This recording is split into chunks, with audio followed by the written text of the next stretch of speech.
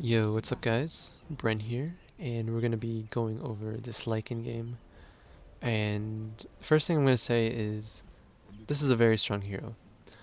If you're a beginner player, or even intermediate, I highly recommend picking Lycan if you want to, if you're playing safe lane and you don't know what to pick. This is a very solid hero. He has high base damage, which gets even better when you get your third ability, Feral Impulse. We're sitting at 70 damage at level 1. And he also has very good regen because of his third ability as well. And the fact that you can go with the double mango start like we did, we're sitting at 4.1 regen at level 1, guys. It's pretty insane. So he's very easy to last hit with. You have natural sustain, so you can take a lot of harass. And some people will say he's very difficult because he has creeps you have to micro. But that's the type of micro you do with Lycan isn't that difficult. We're not playing like a Naga where we have to do a lot of splitting. Okay, so start of the laning stage, we overblocked while Clinkz, he either didn't block or he underblocked. One of the two. And so what that means is his creeps were under our tower, and it's kind of shoving towards him. This is actually a very bad thing to have happen. In like a higher rating game, this is actually game losing. It's at the very least lane losing. So if you're at like a lower rating, I would actually say not to block at all, because I've noticed this happens to me way too much at this skill level. But once you go up in rating, once you go up in skill level, you want to start blocking again, because the enemy offlaner is going to start blocking. It's one of those things. You want to be playing around the enemy hero, and what they're most likely to do. You want to be playing around like the probabilities. At lower ratings, very low probability of them blocking, so you don't want to block as well. Hopefully that made sense. And yeah, so it's kind of shoving. There's really not much we could have done. Venge is going for the pull now, which is the correct play. And right here, I'm playing under the tower. I have a lot of regen, as I said, so I want to pressure him. I want to go for even if I'm not able to get the denies, the fact that I'm showing presence can kind of make the enemy offlaner a little bit weary. It'll make him uncomfortable. We're at least feigning our auto attacks and whatnot. And sometimes you will be able to get a lot of denies. Right here, I really don't want it to be pushing in. I don't want it to be pushing underneath the tower. So what I'm doing is I'm summoning the wolves, and I'm just kind of balancing the wave right now, because I know that there's another wave coming in from the enemy side. So I can kind of do some auto attacking on the enemy creeps, just to balance it. There we go. Now we have 3 melee versus 3 melee, kind of backing up a little bit. I pulled in, which that's actually a mistake. I shouldn't have aggroed there, because now it's just going to be shoving into him again, unless we can get a deny in right here. But it's really not that big of a deal, but it definitely is a mistake. Going for auto attacks on him. And right now I have the Helm of the Dominator in my quick buy. I bought boots earlier, but I immediately sold them because just kind of hesitation on what I want to go. Ideally, you want to have your Helm of the Dominator complete by 5 minutes, so that you're able to get a catapult push in. But I'm like, fuck it, this game. I'm just going to go boots. It's going to give me more mobility. It's going to help me get more last hits and denies in. And it'll help me maybe go for some auto attacks on Clinkz, if I can ever catch him out. But honestly, even buying boots here probably isn't like the best play. I would say the majority of times, just rushing the Helm of the Dominator is going to be the correct play. You're going to be able to get your headdress out faster, which is going to give you even more regen, help the push start even faster, and then by the time 5 minutes comes rolling around, you'll have your catapult. So right here we're just doing some jungling. Pudge showed up. Clinkz is down there. We have a pull going on, and we're going right back to the lane. I think right here we'll miss 1 creep. We shouldn't miss 2. Nope. Just miss 1 creep. Okay. I see Venge fighting Clinkz. I want to go help. Who cares about the archer? Let's just go do some damage. yeah, we get him. So he makes the mistake of just over committing right there, and we just are able to clean him up. And right here we have this weird situation where two creeps are really low on HP. What I should have done there is I either should have just attacked one right away, because one of them was actually in range to die to my auto attacks, or I should just summon the wolves faster and had the wolves kill one of them. But hesitation means that we only get one creep, guys.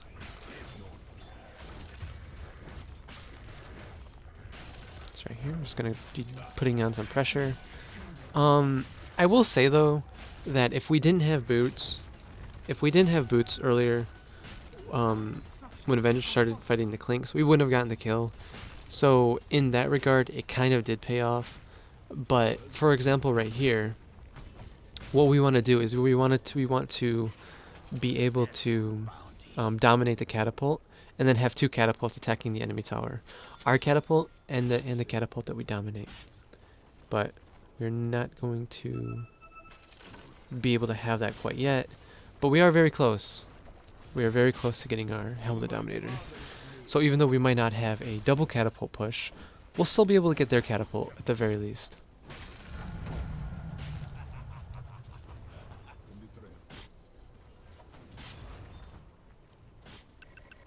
Okay.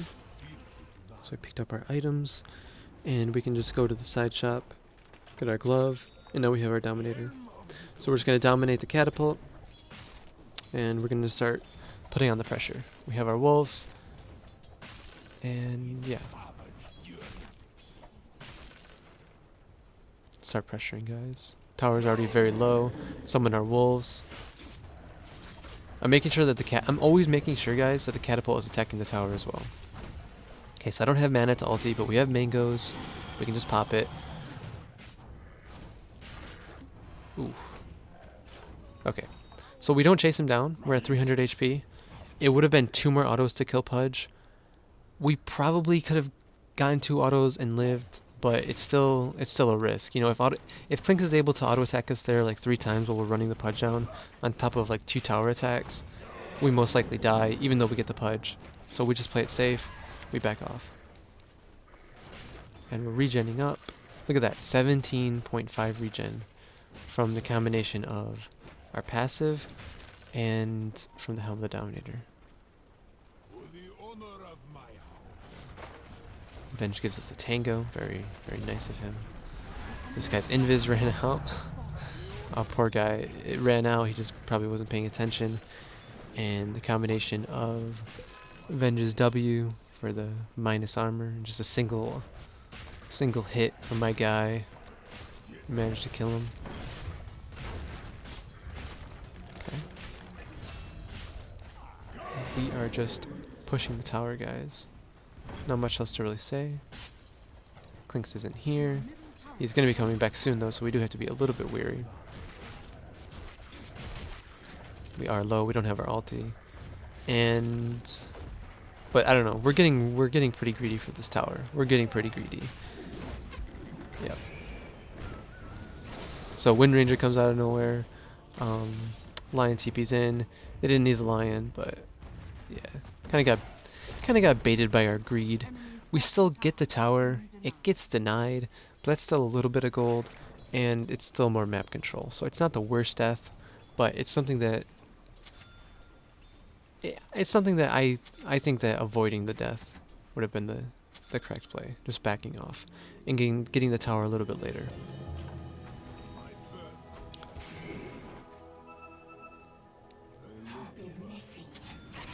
Just gonna TP back bottom. Now, once you get the towers, your goal is to just keep the lane shoved and do jungle rotations until you basically have your Necro book up. Unless you see a really good opportunity to get a push happening, or you see like a really good fight occurring near a tower where you can just TP in and kind of get some cleanup kills. Right here, I'm always going to be using my wolves to farm the lane and to keep it shoved.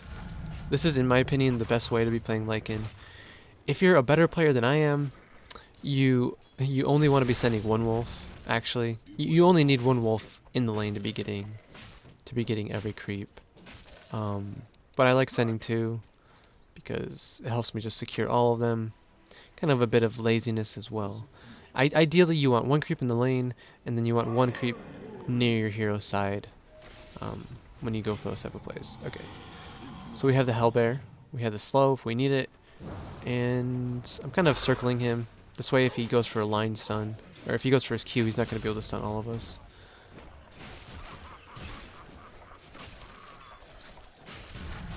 We're just pushing. Sending the creeps to push. Playing it safe with my own hero. Don't want Clinks to get the big Hellbear. Okay, so we have a Troll Summoner. This is very nice. We get skeletons now. One of the best creeps to have, in my opinion. Especially since the enemy team doesn't have the best AoE. Okay, this guy's just dead. We have the troll, so we have net. See, we have all of our units a little bit spread, so he can't line stun all of us. That was a very wide stun, I will say that. He got our wolves and he got our main hero under the stun. Wind Ranger's backing up. And we kind of just have a skip. Basically, we just kind of farmed for quite a bit. We made our way back bottom after doing a small rotation in the jungle. And we're just running the pudge down. See, like I was saying, we farm, we play it safe. When we see an opportunity, we go for it. There's no reason to overextend, to be overzealous. Just kind of play passive, let things happen. Just kind of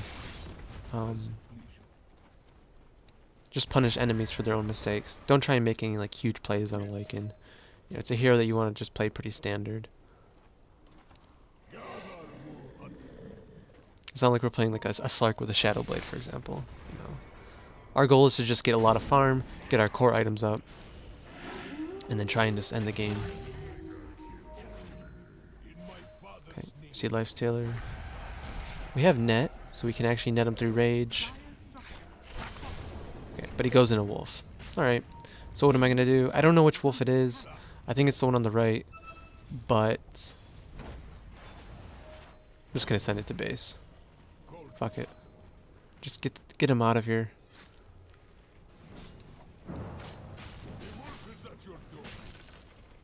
We're going for this push. So we're going to have a pretty good timing on our Necro 3, it looks like, this game. We already have Necro 1. We got a fight going on.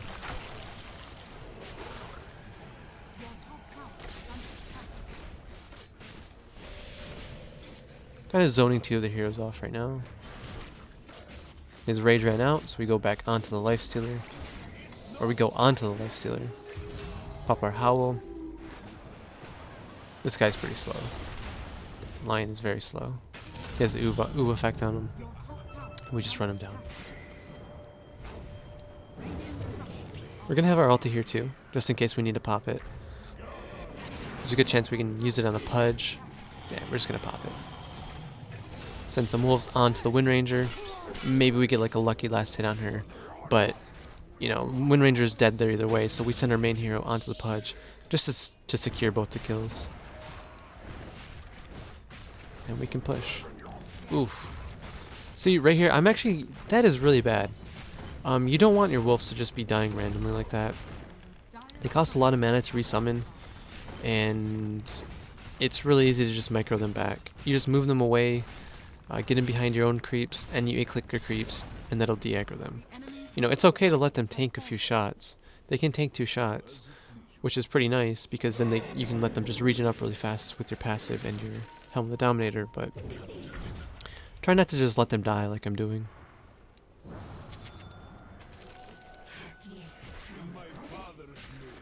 So we have a Centaur.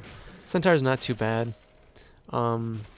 It's not my favorite creep, just because the cast time on Stomp is so long. I'd much rather just have a troll and go for the net. But it is fine. So we have our Necrobook level 2. And with Necro level 2 we can really start doing damage. We can really start just running people down very easily. I want to get the Centaur in range to go for stun. I could have done it there. Kind of, we could have gotten the stun there basically. But he does go for the line stun on it. You know, it's a mistake. It happens.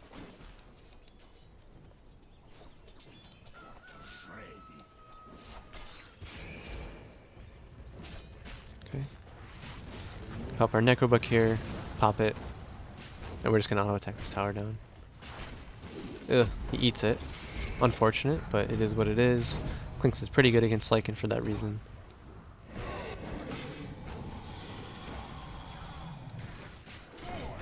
Ooh, that damage, the crits.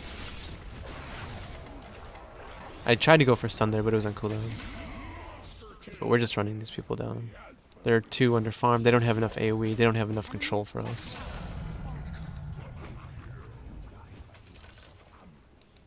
And now we do have our Necro 3 if we go for the buy on it. It would be on cooldown, but we can purchase it. We have Howl. Not popping Howl yet until we're closer. Until our own team is closer. Just to maximize its effectiveness. And right here, I went for the resummon on the wolves. I was just kind of testing it. I was testing to see if Howl remained after the resummon, but it does not.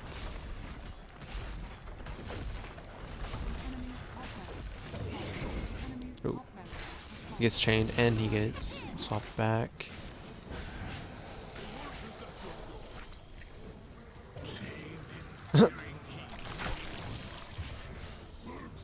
So much damage. So much damage. Okay. Not gonna fuck around. We're just gonna go for even more building damage. Just secure the game. Nice. Yep. But as you can see there though, guys, Clinks does very well in terms of just beating the shit out of a Lycan. Does tremendous amounts of damage.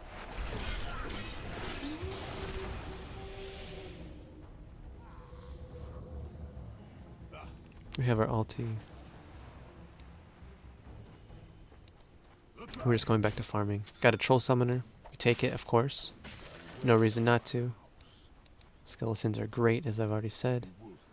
I'm sending it to go mid just to farm it. Just to farm the lane. Oops. Okay.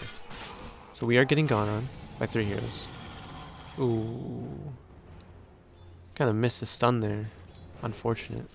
But we do live. We live most likely because he missed a stun. I think.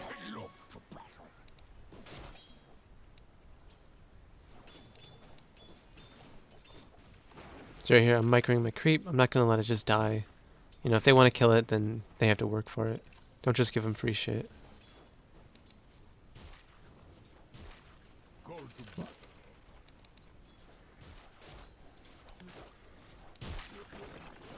Summoning the wolves. Just gonna root them for the Slark. Makes the pop rage. That's fine. Okay, so Wind Ranger just used power shot. Right here, I'm spreading my creeps. So I have the melee Necrobook on the left, or I did, and then the ranged one on the right. Kind of respreaded them there again, just to make it so that power shot is a little bit less effective.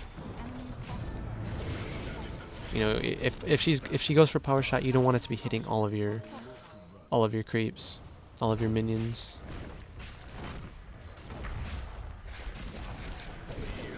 Yeah. I was like, yeah, just gonna go for some building damage, but he gets rooted in silence, so fuck it. Just auto attack him. With Necro 3, we can also detect invis, so really good against Clinks. Don't have our ulti right now.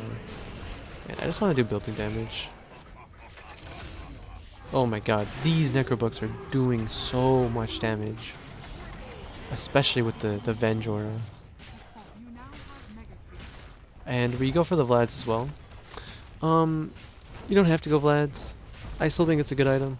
I don't think it's an item that you want to be rushing anymore on Lycan because Dominator is just so much more effective. But in a game like this where you're kind of just winning and you're doing a lot of pushing already, I think it's a pretty fine item to go for. I really do. But another option would have been something like a Basher into an Abyssal Blade. You could go for BKB if you really want to. You know, this is a very versatile hero. There's a lot of different item builds that you can go for. And that is the game. I think the score screen pops up here, but I'm going to try and do a better job of just showing the actual scoreboard. So sorry about that, guys. But I will see you all later.